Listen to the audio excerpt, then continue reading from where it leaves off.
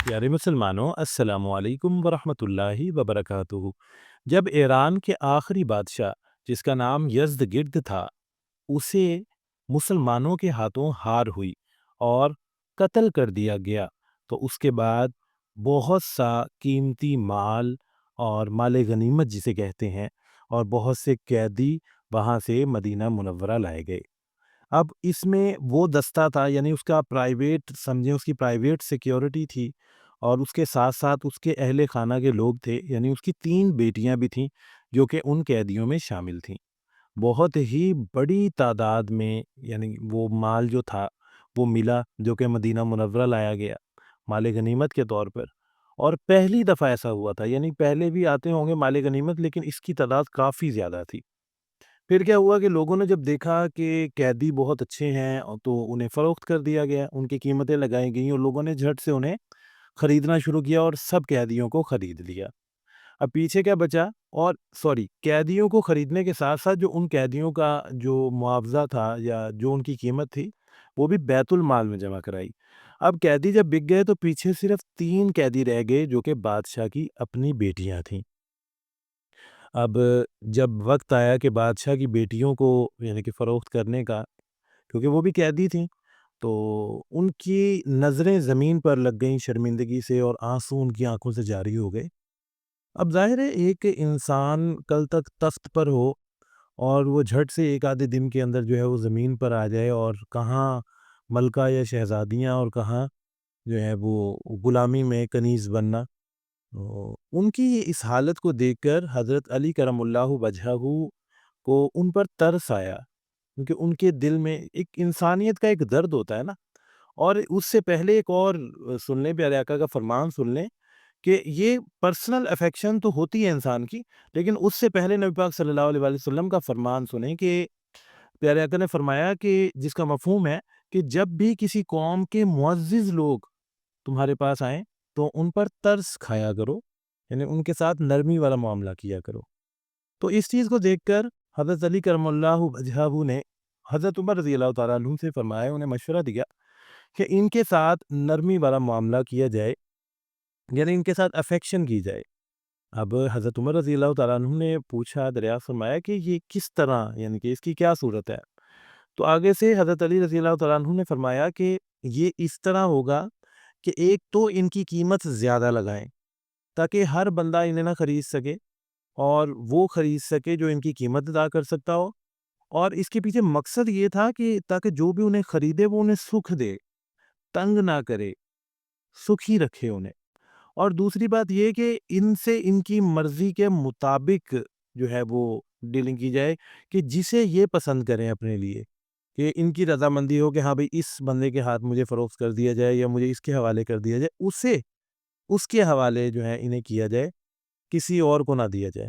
حضرت عمر رضی اللہ تعالیٰ عنہ کو یہ بات پسند آئی کہ یہ بہتر ہے، اور اس بات کو لاگو کر دیا گیا کہ ایسا ہی ہوگا ان کے کیس میں۔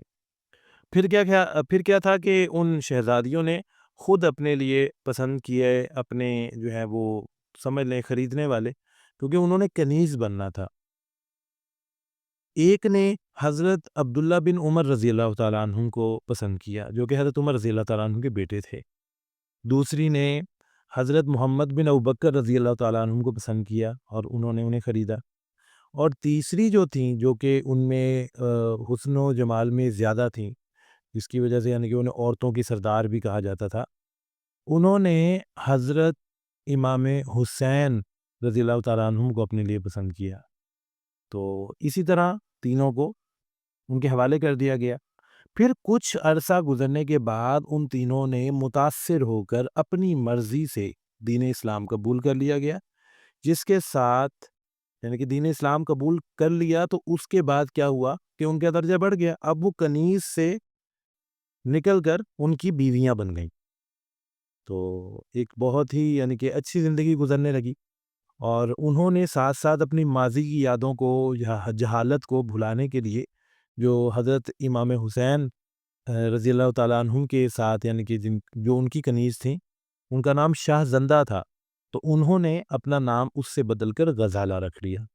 پھر کیا ہوا کہ وہ ایک بہترین جو جنت کے سرداروں میں ہوں گے، جنت کے لڑکوں کے سردار ہوں گے، ان کی پرسنالٹی کے بارے میں ان کی باتیں جب ہم سنتے ہیں آج تو رونگٹے کھڑے ہو جاتے ہیں. ان کا صبر، ان کا جو ہے وہ جلال، اور ان کا دین اسلام پر ایمان، جو ان کا ایمان تھا، تو جن کے وہ لائف پارٹنر بن گئے ہوں تو ان کے لیے کتنی بڑی سعادت کی بات ہوگی.